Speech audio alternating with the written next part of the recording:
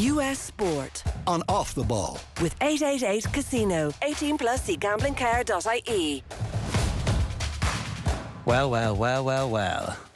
Cian, I think you called all the 4 out of 4. Were you right? Am I right? Did you get 4? No, I got one wrong. What one did you get wrong? Oh, the Bills. Last night. Okay.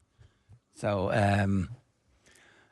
well, it's Saquon Barkley's world, and we're just living in it. Or I've that for years, sure. Or it's Jaden Daniels' world, and we're just living in it. And we're going to see the two of them up against each other next week. I think the problem with that is suggesting that Jaden Daniels is part of this world, because I don't know what the hell he's doing right now. It does not seem human. Saquon Barkley you mentioned there, we should really give him a mention, because we do tend to wind up talking about the quarterbacks as much as we have talked about him this year. He now has 3 60-plus yard runs this season against the Rams. 3 60-plus yard runs in a season is like not unheard of, but it's a pretty damn good season, and he's done it against one team in 2 games. I do feel very badly for the Rams in that game, though. Like, Mick, I know we were kind of watching this at the same time and kind of reacting in similar ways, that it was a great game, and it was a really great game, but it was also kind of ruined a little bit by the snow. I'm kind of being the hater here, because everyone loves the snow game and the visuals of it are amazing, and yeah, you have to play in those conditions, but it did feel like Matthew Stafford was going to bring them back and win that game with them, and it's just the snow, as much as anything, is what prevented them from going down and snatching the win and getting out of Philadelphia against the quarterback who was, again, walking that line of, are you good or are you not good? Are you hurt or are you healthy? It's that constant question with Jalen Hurts still exists, you know? Yeah, couldn't disagree more. Who won more games this season? Philadelphia or the Rams? You know, no, I'm not saying that they should have. I'm just saying based on how the game developed. I'm sure if it wasn't raining, though, or if it wasn't snowing so badly, Hurts would have thrown for more than 150 yards. Maybe 175 or something. You know, it's like, it just, yeah, it did suit the Eagles more, I think. And obviously, Williams' fumbles, I suppose, are probably the bigger issue in terms of why that game got away from them, or seemed like it was getting away from them until they kind of managed to drag it back towards the end. But yeah, it's definitely the weather dominated the game. But it was brilliant to watch all the way through. It was just one piece it had that nice blend, I think, Cian, between drama for drama's sake and drama for, wow, there's some brilliant football happening here as well. I thought Sean McVay's line at the end as well kind of fed into that of, I didn't even consider a situation where we weren't going to go down and score a touchdown. And he kind of had that level of confidence in his quarterback, and I was probably thinking the same way. And then that Jalen Carter sack, he comes through the middle, the centre looks the wrong way, it's a very simple thing, and Jalen Carter's so fast, so quick, at his size as well. Stafford can do nothing, just fall over on third down, get sacked, and now they're too far behind the down and distance to get that final conversion. But even when he let the ball go, speaking to your point, even when Stafford let the ball go to try and hit that out route to, I think it was Nakua, you're kind of thinking, he's there, it's there, and then it just drifts over the side, and you're kind of like, that was a big anticlimax. But Carter, I mentioned him there, you have to give him massive credit. That fumble, I know the conditions obviously played a big role in the fumbles, but that first fumble from Kyren Williams, I think it was the first one, where he punches the ball out, it's one of the better punch outs you're going to see, and he's such a freak. They had a little bit in the game where they were explaining he's been double teamed on this many plays, and on those plays the Eagles haven't got any pressure. When he hasn't been double teamed, he's basically gotten the quarterback's face in every single play. So he's taken 2 every single time, and it's going to be a massive thing for the Commanders next week to try and figure out how to work around it. Go on. No, I was just going to say, I know I've never heard anybody who listens to the show, or many people in general, credit Sky Sports' coverage, but they do have Ndamukong Suh all the way through the playoffs, and he actually made a great point on the replay, because they kind of showed Williams looking up, and he goes, as a defensive lineman, and he's as well equipped to talk about it as anyone in the history of the game, says, like, this is your chance, is the early part of the run, because the running back is looking up and looking for lanes, and this is the point of the run where the ball is at its most vulnerable. You know, the protection isn't there, and it was right at that moment, and you could just see in the frame that Williams is kind of looking around him, and in comes Carter. And it's brilliant watching these games as well, I think, for those of us kind of red zone fans, and, you know, fantasy players and everything like that. It was like, when it does come to the playoffs, you do get such more of an appreciation for the likes of a Zach Bond or a Jalen He's not Carter. racking up fantasy stats, you mean? Yeah. You know, yeah, exactly. But also you're seeing them every down. So you're seeing, like, Will Anderson on Saturday. You just see how much impact they have on the game rather than just seeing their highlights when it kind of goes to that game, when they're getting the sack or whatever, you're seeing how much pressure they get on constantly. And it's actually it's great to kind of watch the defensive side of things as much as you watch the offensive. Do you want to talk more about this game, or are we going to talk about this game more in the context of the preview of next week? Because I think watching some of the early bits, they were talking about the athleticism of the offensive line for the Eagles, and I do wonder, is there one of the Kelseys at least who'd be like, did I have another year? Do I have another couple of years of me? Could I still be there? It doesn't seem like they need him that much. To be honest, the only thing I was really wondering about this game is if AJ Brown switched to a Kindle because of the weather and on the sideline, because the book would have got a bit messy, wouldn't it, and fallen apart a little bit. The offensive line, Chris Collinsworth said this during the game.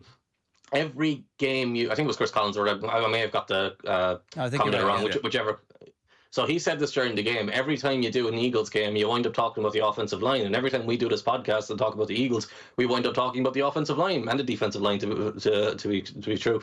Like, they're just so good. And it's an area of emphasis for Howie Roseman over the years. And like, the Eagles have sustained this consistency in competing in the playoffs. And now you can say they've won one Super Bowl. They haven't like dominated or anything, and that's true. But they've won one Super Bowl without ever really having a high-end franchise quarterback. Like, Jalen Hurts is the best that they've had, and we're all kind of agreeing that he's not one of the star quarterbacks. And how have they done that? They've done that by investing in the right areas, by being really, really smart in their player evaluation, by getting these freak athletes on the offensive line. A guy like Lane Johnson, I think Landon Dickerson is there as well at the moment. The names change every so often, but the quality of the performance never seems to change. And they were just able to bully the Rams' defensive front in a way that the team last week, who they played, or the Vikings, couldn't last week. So that kind of sets its own. And then you add in Hurts with that run, the 46-yard touchdown at the start of the game, that where he broke those two tackles. That kind of looked like it was going to be a bit of a blowout at that stage. So they're a really, really difficult team to match up to. And you mentioned next week's game. That's the real fascinating element here, because they've played twice in the regular season already.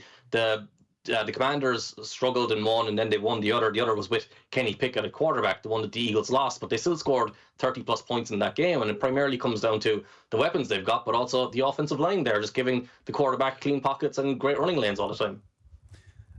Who would have thought the NFC East was the most competitive division in football, the best division in the world? The NFC North, with the three best teams in the NFC, none of them are left. It's all mad, isn't it? It's pretty bad. Like, I don't know how many of us stayed up and watched live, but when you're watching the game the next day, and it's basically impossible these days not to see spoilers, and you're kind of watching the game, and we're moving on to Washington here, I suppose, if we're talking about the NFC East and its dominance. Like, Washington were brilliant, and Jaden Daniels is incredible, and all the things we talked about in previous weeks, his poise, the moment never gets to him. He makes really, really good decisions, and he makes the big plays when they need to be made as well. So there's absolutely no credit taken away whatsoever from Washington. But you're watching that game knowing that Washington are going to win this game by like 15 points, and you're like, how the hell are Detroit not? You know what I mean? It's like they had everything in their hands the entire way through the game, really. It was one of the more strange scorelines versus gameplay games that I could ever remember. I am one of those people who stayed up to watch this game live because, as you can probably tell by looking at me, it was a long weekend, but it was worthwhile this weekend, because it always is. I think it was the early second quarter or late first quarter. Sam Cosmi, who is Washington's best offensive line, tore his ACL, done for the game, obviously done next week as well. And everything had gone fairly well for Washington up until that point. Cliff Kingsbury called an absolutely insane 4th-and-1 play, as he tends to do. That killed one of their early drives, where Marcus Mariota was faking a quarterback sneak and then trying to pitch it back to Jaden Daniels running outside, but Brian Robinson didn't know the play, so he ran into him, and it was just a complete mess. Beyond that, everything had gone Washington's way. But once they lost Cosmi, it felt like, oh, this is where it starts now. This is where the Lions take over and everything just goes in the right direction, because now the defensive line will actually be able to get a little bit more pass rush, a little bit more contained. And it just didn't matter what they did. Jaden Daniels had the solution for everything. There's one throw he hits on a crossing route to Diami Brown where there's two defenders shutting him down and falling on top of him at the top of his drop, and Diami Brown isn't really open, but he still manages to loop the ball incredibly high into the air purposefully to get over the defender beneath him and still keep it in front of the safety coming over the top. And once he hit that play, it was like, oh, yeah, there's only one way this game is going, because you have a quarterback there who can do anything to beat you, and then you have a quarterback on the other side who is doing, unfortunately, what he's done in the past and collapsing on himself in the playoffs. Although I will say some of his mistakes definitely weren't his fault. So explain how they managed to overcome the better team. It sounds like what you're saying, Mick. It's not even that. It's more like turnovers were obviously the key, and that's on the Lions. It's also fair play to Washington for forcing them. It was the fact, there's something to be said for the fact that that Washington and Daniels kept hold of the ball and played that part of the game brilliantly. It's not to say that they're a better team. It's more that when you're watching it, you're thinking God, Jamar Gibbs can get 10 yards here anytime he wants. And then you start questioning, it's well, why aren't they using him more? Why did they went for a fourth down throw at one stage with an empty backfield when, Gibbs is there to run the ball and would have got it for you. So there was a lot of those kind of things where you're thinking the Lions could have scored a lot more points.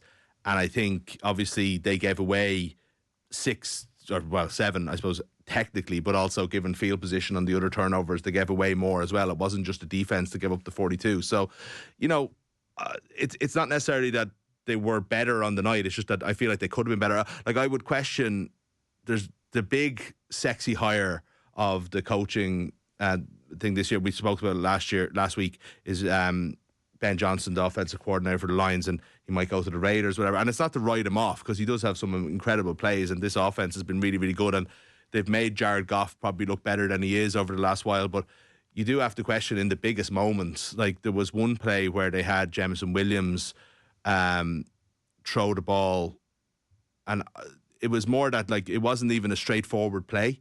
It wasn't even something that he could just you're expecting far too much of him to figure out on the fly, and he obviously made the mistake that you could kind of foresee him doing. And you're what are you doing here? What are you doing? This game is too important for this kind of crap, So I wonder, does his stock fall a little bit? They have something like 23 players out of contract this season as well. So I know they have all the injured players. Closing slightly. Yeah. To be fair to them, I don't think the window's closing because most of those players aren't part of their foundation and stuff like that. But this was a really big moment for them because they were the number 1 seed. They have 50 million in cap space going into next year. They have all their draft picks. The problem is, the real issue is can they improve a quarterback, and that's not going to happen because they're locked into the quarterback. I want to come back to that Jameson Williams play though that Mick just mentioned. That happened at the time, and look, there was a play earlier in the game where David Montgomery took a toss outside and then pitched the ball forward to Amon-Ra St. Brown for a gigantic gain. I've never seen that play before. Yeah. That's built off of an Andy Reid principle, and I think it was Tony Romo in the booth responded to it, and he was he's never seen that before. So this is a brand new play. So he's doing these really innovative things. So it does feel a little bit unfair to turn around and then go, oh, this trick play didn't work, so you're an idiot. But and I'm not saying Mick said that, but what I do feel was the timing of that call was crazy to me.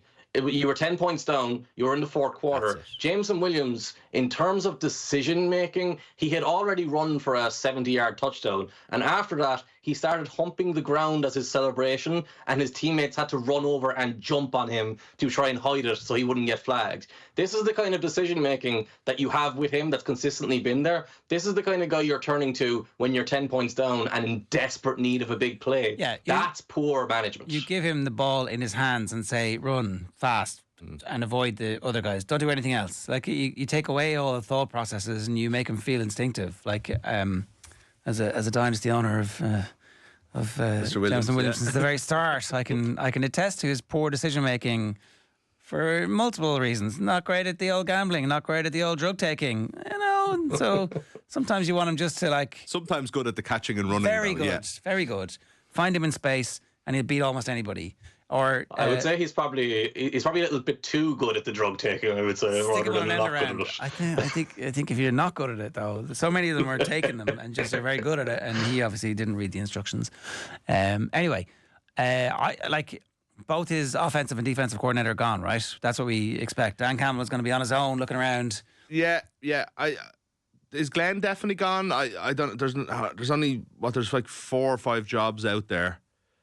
I'd say he's definitely under serious consideration for one, and you have to imagine the only reason that Johnson won't go is if he does what he did in the last 2 years and just decide that the move isn't right for him, and decide to stay. If he does that, he's kind of going to get a reputation. Yeah. For teasing it, yeah. And that might cost him jobs in the future. So I'd say he kind of has to go this year.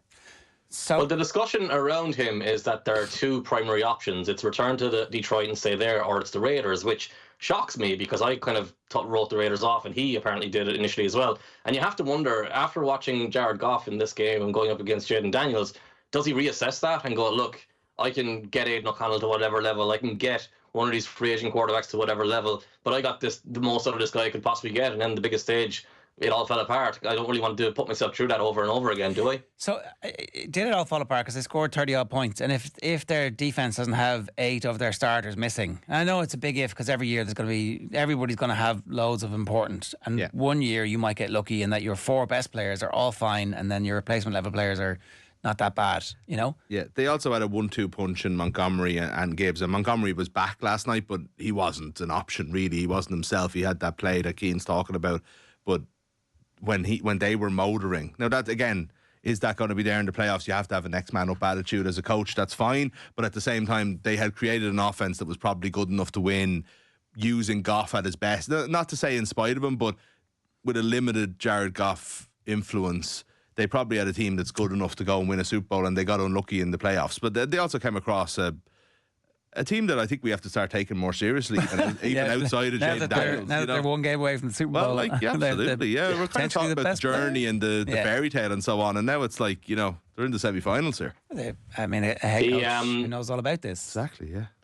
The defense point is a great one, and kind of discussing the offense in the context of the overall scoreline. So the defense lost Carlton Davis very early in the game as well, which is massive, because they've already lost loads of other people. But he's one of your starting cornerbacks, and you're going up against a team that has Terry McLaurin. Like, what you need to stop Washington is obviously Jaden Daniels, but shutting down Terry McLaurin puts you 50% of the way of winning the game because they don't have that much talent around them beyond him, Brian Robinson, and Daniels. Like, McLaurin then broke off that gigantic touchdown in the first half. But what I would say about the offensive point is, one, Jared Goff threw a pick 6 when the game was still competitive, so there's a significant give to the defense. And he also had that fumble early in the game. They were very unlucky in the sense that their bad plays came at the worst times. It was a 3rd down or 4th down in field goal range, and Goff, they actually had a really good play called, but Amon-Ra St. Brown slipped in his route over in the middle of the field. He was going to be wide open, and Goff was waiting for him to come up, and then he didn't come up, and he just tried to move and got caught from behind, and the ball came out. So the small margins, to a degree, went against him. I know the turnovers are a big focal point, but even 1 or 2 of those plays early in the game goes, and it's a completely different direction for the rest of the game, I imagine. Which, look, that's kind of the point of the sport, though. Don't let things cascade when you have mistakes. When you do have big plays, build on them, and that's ultimately what good teams do, and the Lions didn't do it. We probably won't talk about the Lions anymore this year, but if you're saying, Jared, that they've got those many players, I think the big names are all coming back. That's fine. Possibly 2 new coordinators. They also had 15 games indoors out of 17 this year. Their only 2 outdoor games were against the away games against the Packers and the Bears, which they will always have. Next year's schedule is very difficult. They've got Washington for a start. They've got Kansas City. They've got all kinds of most of their tough games are on the road.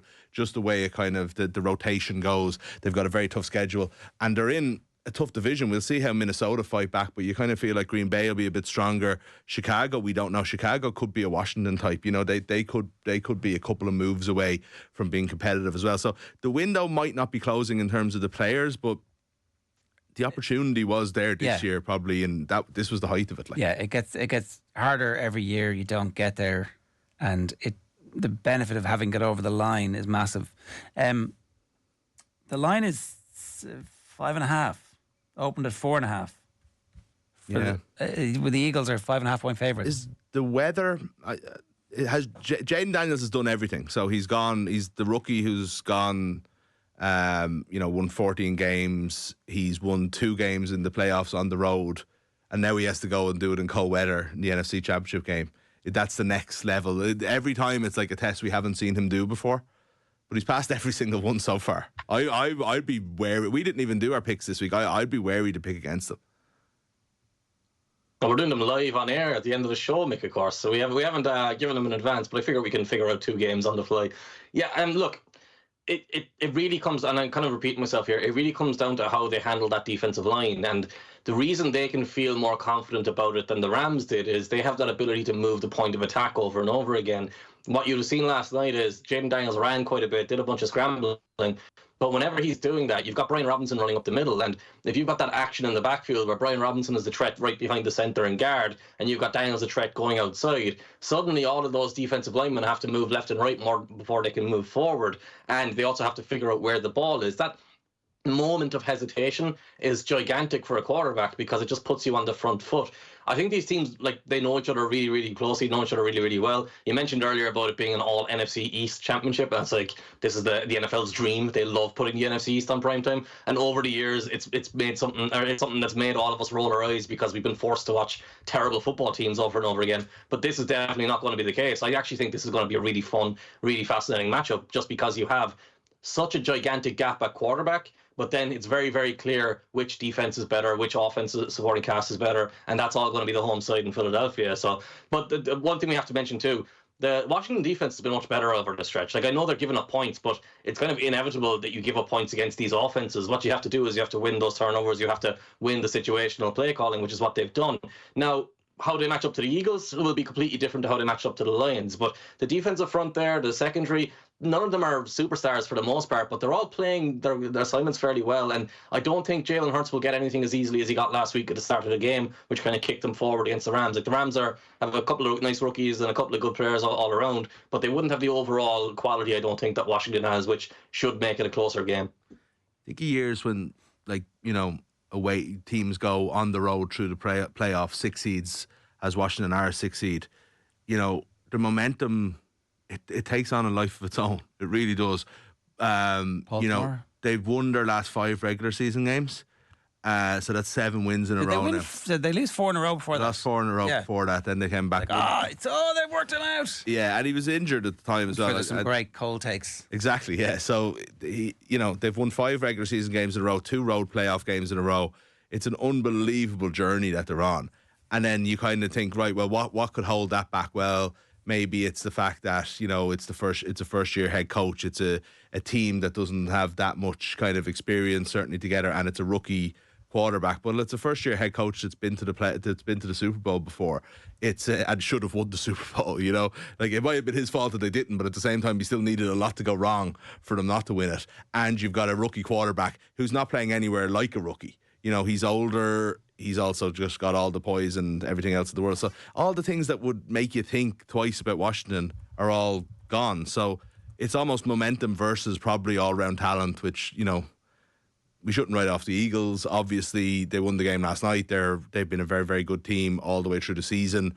It's so hard to pick. It really is. Yeah. Because it's hard to keep going against Washington. They just went into the number 1 seed and won by 15 points. It does feel like it's a Saquon Barkley season, that he's going to be annoyed forever, and all of the football writers will be annoyed that actually, it turns out he was the MVP of the season. Oh, we missed that, didn't we? When he smashes his way through the next 2 games. Okay, so is everybody picking now? You want to pick now? Go on, you first. Yeah, sure. Sorry.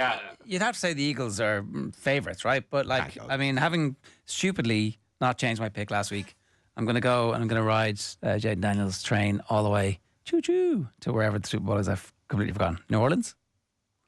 Yeah. Yep. It's usually in New Orleans or Jacksonville. Go on, Keane, pick. Go on. Oh, sorry, I thought Mick was gone. No, I am going to stay in the Commanders, and part of my reasoning is I just want them to win at this stage. These other 3 teams are so conservative, and they're strangling. We'll get into it when we talk about the next couple of games, but they're strangling the life out of me watching them, whereas the Commanders are just extremely fun. And you got to look, as much as I hate on Cliff Kingsbury and complain about him every single week when I get a chance, Dan Quinn there as a head coach, second-time head coach, a guy who previously failed in Atlanta, I think it was previously Seattle defensive coordinator. He's someone who was seen as, or was pigeonholed as, a conservative defensive coach. He's got an offense now where he's going for it in 4th down all the time. Well, not all the time, but he's going for it in 4th down when it makes sense to. So give him a lot of credit for developing and evolving as a coach. An important thing to know and to think about at this time of the year when teams are hiring second opportunity head coaches. Someone like Mike Vrabel in New England comes to mind. Yeah. All right. Fail is a strong word for what he did in Atlanta. Fair enough. Like, I suppose if you're not first, you're last. I'm going to have to go with the Eagles, I suppose. I think the fact that you both went for the Commanders is just messing me up a little bit here. I think it would be weird for the 3 of us to go for the fairy tale underdog. Yeah, I think don't be bullied, Mick. You do what you want. You be you. The home advantage, the Saquon element, the fact that we saw so much of Jalen Carter just being an absolute beast. The other side of the ball, Saquon, yesterday. I think that's probably enough for me. I think they'll just about get the job done. Wouldn't feel too strongly about it though. No, and hopefully it's a good game. Is the weather going to be exactly the same as it was? Do we know? I have to assume you don't see snow that comes and snow, then it leaves. You? Yeah, that doesn't happen. Right. Well, let's just get to the pain of Mark Andrews. Ultimately, the game doesn't come down to one single incident, but it does. Maybe two. Two Mark Andrews incidents. It's just like, yeah, there's brilliant. The camera work in the NFL is just genuinely better and better and better season on season. There's the pylon camera, which used to be kind of black and white, like hand drawn, looked like it was so bad. But now the HD is so amazing. You can just see the greasiness and the heartbreak and the pain. The shots. The Bills are looking over at him going, they can't believe it. There's no. It takes ages for the celebration to start. Yeah, like the ball is clearly gone, and they're like, he couldn't have dropped that. He's just, I can't celebrate this. Was it that easy? Am I in the minority here? I didn't think it was. He was also falling at the time backwards. Yeah, but he's got one job. I completely agree. He should have caught it. I just don't know if it was as kind of. I don't think it was easy. Bananas as everyone suggests. Well, but it's such. The drama is incredible. Oh, it was unreal. You mentioned the shots. The shots afterwards of him on the sideline capturing his face every time as well was like one of those almost drama like TV show kind of a thing rather than an NFL football game or a sports event. Was it easy? So I think you probably say it is. The reason for that is Andrews should expect the ball to be thrown behind him in that scenario because Lamar's trying to avoid leading him over the sideline, so he goes out of bounds. He's wide open. The ball isn't in his hands. It's actually kind of a little bit above, so he doesn't have to reach down and catch it by his feet. He can actually catch it more into his body. This kind of comes back to, and look, I know he hasn't had a drop since week 6 apparently this season, but Mark Andrews in his career has been someone who has always dropped balls, and he's always done it in spurts. So he will have games where he drops 4 passes, then he'll go 8 weeks without dropping a ball. The problem is this kind of thing always comes about. He had 2 drops in this game. Both of them were fairly big, and he had that fumble. Look, we can pile on him. There's no need to pile on him. He knows how bad he was. He knows that he essentially cost them the opportunity to tie the game. It wasn't a game winner. There was still 90 seconds left on the clock, so it definitely wasn't, the Ravens certainly have won if he had caught it. The other aspect of it as well, look, Lamar's obviously not going to point to Mark Andrews and blame Mark Andrews. Lamar Jackson had 2 awful plays in that game, and this has been a theme with him in the playoffs. And prior to this year, I probably would have rolled my eyes at it a little bit, but the mistakes do come more, and he's talked about it now. He said he gets a little bit angsty, he gets a bit too worked up, too excited for it, and that's something he's going to have to figure out because that first interception is awful, and the fumble is an absolute joke. I know you're an incredibly creative football player, and you can escape most things, but the way you're carrying the ball in that scenario and that weather, you've got to be better, or you've got to have better awareness there. You've got to be smarter there, and that ultimately set them on the back foot and set them going the wrong direction. Like the Bills, can you guys even remember a big play for the Bills offense? It was so methodical. It was so playing within themselves. They basically just relied on the Ravens to beat themselves for the most part. How do you fix that with Lamar, do you think? No, I was just wondering the same thing because it's not as if he had bad plays, but it wasn't as if the rest of the time he played badly. You always wonder how that works. It's like I'd love to get almost a psychological or even just like an analytical breakdown of how that works when the so-called bottle jobs happen, because surely if you're bottling it, if your nerve is gone, then it's kind of happening all the time and you can't do the brilliant things that he is doing the rest of the time. Or even the basics. So it's just strange to me. It's strange to me. And I wonder, is it overblown? Because to be honest, it's not as if he's like a completely mistake-free quarterback. The conditions, we haven't other than talking about the snow ruining the first game, we haven't really talked about the fact that how difficult that is on players. And it's not a straightforward thing to play in that kind of conditions. We think of them as computer game characters rather than human beings. There's going to be mistakes in that sort of, and for all the Bills, maybe they did conservatively, that's good game planning because that's what you have to do in those conditions. And that'll probably, who had the least turnovers in the games we're talking about, it's the teams that won, other than, we'll get to the Kansas City Texans later, but that was a different kind of turnovers that the Texans were getting. But generally, who you win the turnover battle, you win the game in those conditions. So it's like I'm wary of suggesting that it happening 3-4 times is actually any more than a coincidence. Do you know, like they lost to the Bills. They lost to a team on their level, a quarterback on or close to his level, away from home, in terrible conditions, by 2 points because the tight end dropped the 2-point conversion. Yeah. The margins are so fine. If they get that, they win in overtime. We're not talking about those two Lamar mistakes. The difficulty is that the evidence is that in these games, he doesn't perform above expectation. Yeah. He hasn't had one of those big playoff games where he grabs it by the scruff of the neck and kind of goes to that next level. And until he does, he'll always be marked down. And that's fair. You can't in any way compare everybody against Michael Jordan. But there was the Michael Jordan documentary on the other night where there was just a clip of, it's his rookie season, isn't it? Where he brings them to the playoffs and they get beaten by the Pistons.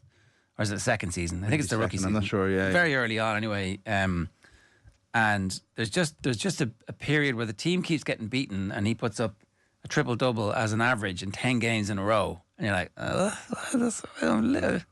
You know, and there's a bit where he's going to have to do something in some of these games.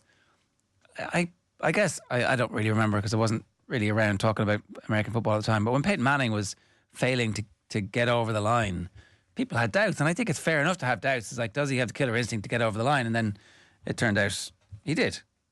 You know? Yeah. And got the Bears in the Super Bowl. No, but look, to be honest, Peyton Manning's defining game in his entire career was when he came back from 20 points down against the Patriots in the snow in 06 in Foxborough. You know what I mean? Maybe it wasn't in the snow. Maybe I'm confusing games. I think that was actually in Indy.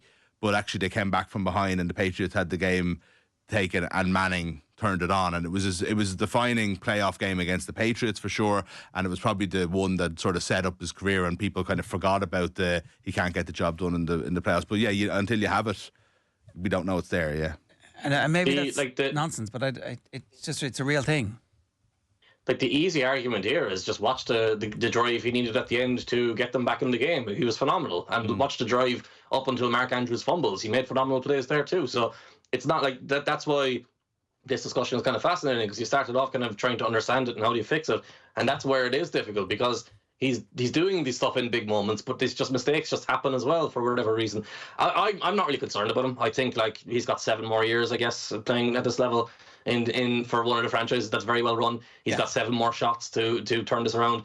Like Tony Romo and Peyton Manning are the two comparisons right now, guys who anyone who watched football with an analysis scope recognized and understood just how good they were as players and how incredibly talented they were and how consistent they were. And then you get to the small sample of the playoffs and these small moments define you. Romo has the fumbled snap on the field goal, and that's defined his whole career. I think, to be honest with you, I think that's part of the reason he retired earlier than he was supposed to.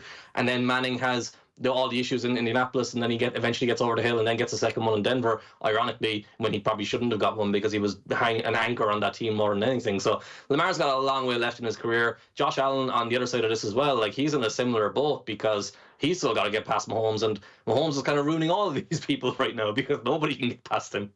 So you think there's not much excitement about this game versus the other game, for example, because we just expect Patrick Mahomes to come out and win the game 21-19, 23-20? Do you think there's no excitement about it? God, I don't know. This rivalry, and it's kind of Kilkenny tip in that, like, Kilkenny keep winning, but the Bills are always there. And they're always, there's sob stories along the way, and like they beat them in the regular season, like Tip beating Kilkenny in the league final, and maybe this could be 2010. I'd be very excited about it. A blowout win. What? A blowout win. 41-20. Well, we don't need to get into the Chiefs and Texans in too much detail, right? But there was Adam Schefter put up a stat that was very, very interesting.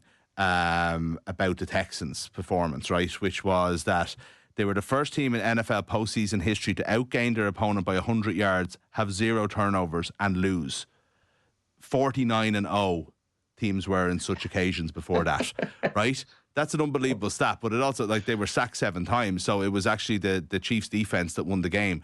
But the offense, CJ Stroud got more than 100 yards on them.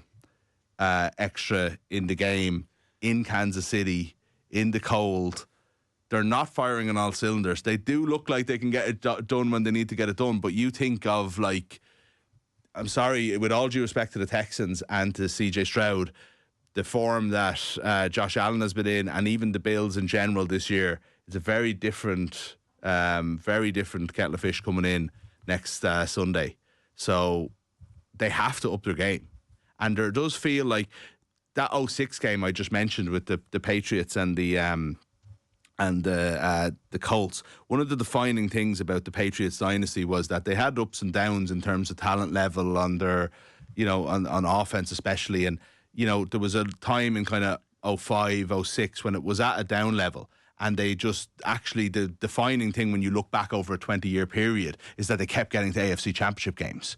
But on those years when they weren't good enough, the AFC Championship game was as far as they went. Yeah. They didn't keep going. They didn't get to the Super Bowl. They didn't win the Super Bowl. They were for the years when everything was kind of clicking, So it's a very, very difficult thing to do. And I wonder if the Chiefs are in a down year. I do. And what's so brilliant about Reid and Mahomes is that they're still able to get there as a number one seed into the AFC Championship game. But it might be a bridge too far. I'm probably going to pick them, but it's that's needling me. It is that kind of example is needling at me. The Bills are 1.5 point underdogs, which obviously I know they've changed. The home advantage isn't worth 3 points anymore. It's worth a little bit less. But on a neutral field, the Bills will be favourites in this game. But it's not a neutral field. That home advantage does seem to count for something, and it does seem to. I find it very hard to pick against Kansas until they've been beaten, and then I will pick against them all the time. I think that's just where to annoy I'm them. Fall down on. I think until they lose, you have to trust them. Were there some egregious refereeing issues in favour of the Kansas City Chiefs in this game? Was there what? So, I have access to a fan base that has many tinfoil hats on, having watched many Chiefs games against the Niners in history. And you're generally like, it's not that bad. And then you're like, why would there be a conspiracy in favour of Kansas? But I don't know. It seems like everybody. Well, Patrick Mahomes is the superstar of the NFL. He is the guy. It's not necessarily where he plays. And there's possibly the most famous person in the world turns up to all their games and sits in the luxury box beside Caitlin Clark. And there's a big industry around the Chiefs. Keep on TV. I don't think it's a conspiracy, but my God, he gets calls. Like, I mean, they're afraid of Patrick Mahomes getting hurt, I think is probably the thing. So there was one non-helmet to helmet by Will Anderson that was called as a roughing the passer. They can't review that, but it was just such a weak call. But there was loads of them, and they were all in the kind of a short enough period of real time. I don't know where it was in the game, but it was absolutely shocking. And I'm someone that thinks that stuff is nonsense. I like the Chiefs generally. Actually, I'm rarely rooting totally against them. So it's not as if I'm looking for the calls. I generally, when Twitter and all is going mad, I'm kind of saying, it's not. It's just, it was a 50-50 call they got wrong or whatever. On Saturday night, it was constant. There was about 5 of them. And it felt very, what the hell is going on here? And the other part of this as well, and I 100% agree with everything Mick said there, so I don't have a huge amount to add. Mahomes is now looking for calls as well. He's flopping and doing all that kind of stuff, which is really bothering people because, obviously, they're disliked because they're winners, and that happens when you win multiple Super Bowls. You become the team that everyone's trying to beat, and that's natural. But Mahomes himself has always been kind of not beloved, but he's been liked because of the way he goes about his business. He's not someone who the general NFL fan is like, I hate that guy. I don't want to listen to that guy. I want to see that guy. He's generally liked, but when he's doing this stuff, it's part of the general issue of this matchup being coming back again to me. Look, I kind of said beforehand, before we started, I think there's a lack of excitement about this game. And I'm saying that from my own perspective to a degree, but it's more so the people I'm talking to who are NFL fans and people who cover the league. And everyone's kind of going, it's not that it's the same matchup again. It's that you've got 2 incredibly talented quarterbacks, yet you've got 2 offenses that are all about ball control and being cautious and playing careful and trying to win a low-scoring game. Now, I'm not sure how we've got to this point. Well, I do know because obviously there's been issues in getting weapons in and the way they've built the teams and obviously salary cap and all that kind of stuff, all the stuff we don't need to get into. But at this point in Patrick Mahomes' career and at this point in Josh Allen's career, we accepted them two to be like, throwing the ball constantly everywhere, have a bunch of wide receivers outside. Back when it was Peyton Manning and Tom Brady and even Drew Brees and Phillip Rivers, they had all these weapons and they were trying to win the game by throwing the ball, by spreading the defense out and attacking them over and over again.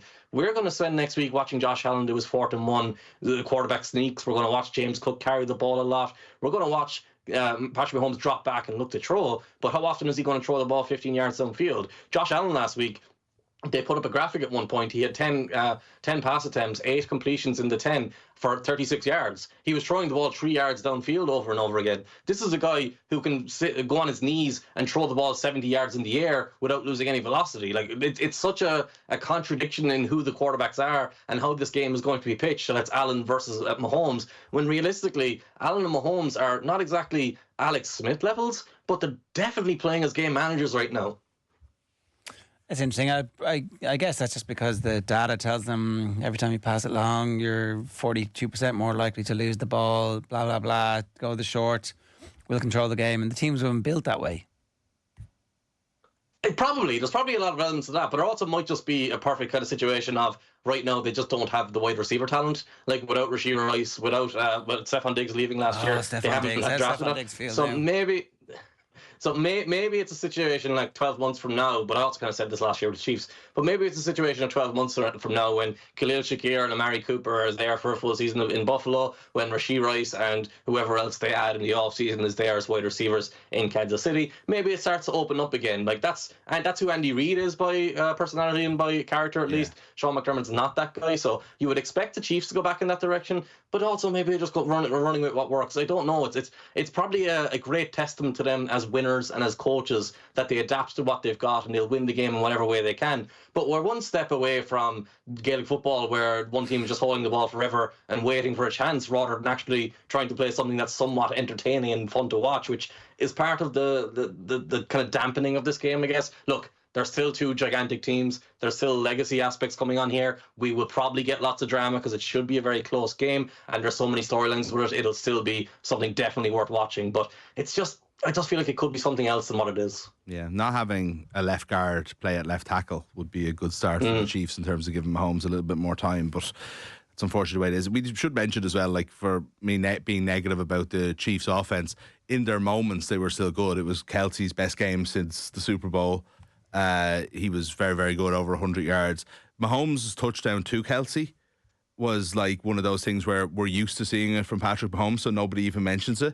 It was basically like a Michael Bradley diving pass from the 1980s, except forward and somehow being able to throw overhand as well, perfectly into the chest of the tight end in the end zone. So like they still have their moments. It's just it just doesn't feel fluid at all at the moment. It's just all very, you're expecting a 3 and out is as likely, I suppose, as a touchdown drive. You're picking the Chiefs. I suppose I have to just go with history, 3 Super Bowls in a row. Chiefs and Eagles Super Bowl for the second time in 3 years.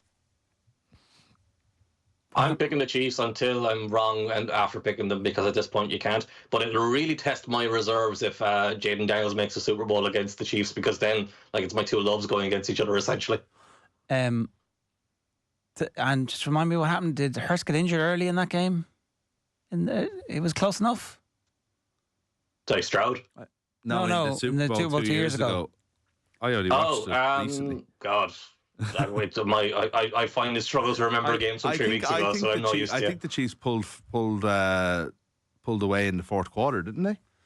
Sorry, no, I do remember that game. Sorry, Hurts made a lot of plays, 35. Actually. Yes, Hurts played very well. Hurts played very well, but it was also a situation where Hurts brought them back and he was always chasing Mahomes. That was the one where Tyreek Hill had the big play downfield as well, was it? Or was that the more recent one? Either way, it was a situation. That's the thing. They've had too many Super Bowls. This was 2 years ago. Yeah. So the Eagles had it on. Okay, so Kadarius Toney played well. Yes. They had back-to-back touchdowns. No, that would be kind of a similar game, I think, again, because it was an offense for the Chiefs that wasn't at its peak. They were kind of getting what they could from guys they brought in during the season and guys who were just there already. It wasn't like the stars of the teams that they had previously. Harrison Booker won it with a kick to make it 38-35. I've got something in my head about some really bad decision that went in favour of the Chiefs that night as well. That could be any game. No, there was a massive penalty. Remember, there was some. I'm gonna go look this up. Yeah, there was definitely something weird. I was like, hang on a second, that's fishy. And sure, look, it went the way of the Chiefs. It's a 50-50. Was it like a fourth down that went away and then a really late, like roughing the passer call or something like that? Yeah. Oh, Hold on a sorry, it second, was this stuck in drive's my over. Flag, someone draw a flag. We'll figure it out after. Right. One thing before we go. I just feel partly responsible if any Baltimore Ravens fans are out there. I think we said here 2 weeks ago we were talking about the Houston Texans, and I said to Key, and I was like, what CJ Stroud needs now is that he just doesn't have that kind of comfort blanket that Mark Andrews, for example, provides. And it was like, that's what CJ Stroud needs is Mark Andrews. And Mark Andrews as a comfort blanket. Don't think he'll ever be seen that way again. Yeah. All right. That's this week. I mean, you take Mark Andrews all day and twice again on Sunday. It's just that. It's just like. Well, all we can say is mistake-free football won out over the weekend, and we can all say this was a mistake-free podcast. There you go. See you next week, folks.